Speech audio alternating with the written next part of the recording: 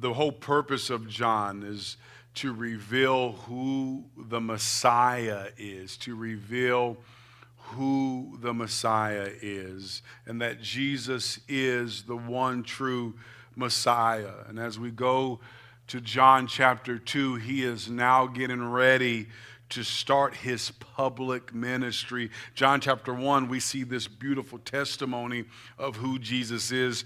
John chapter 2, we will start to see Jesus' public ministry flow.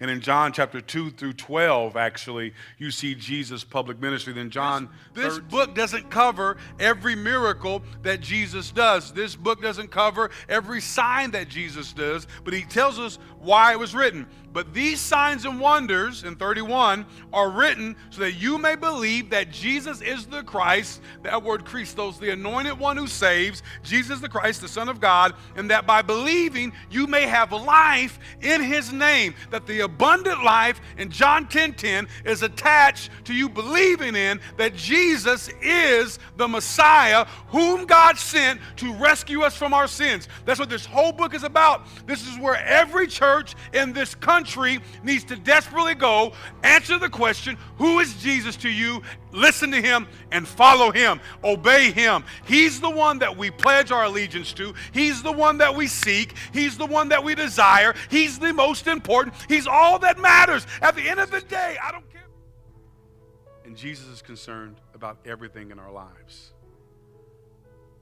You can bring anything to Jesus. And I just think that's so. Here's my encouragement to First Baptist Church. We have to stay listening. And you can get so concerned and distracted by everything else that you actually stop listening. And when the disciples, simple obedience can manifest the power of Jesus.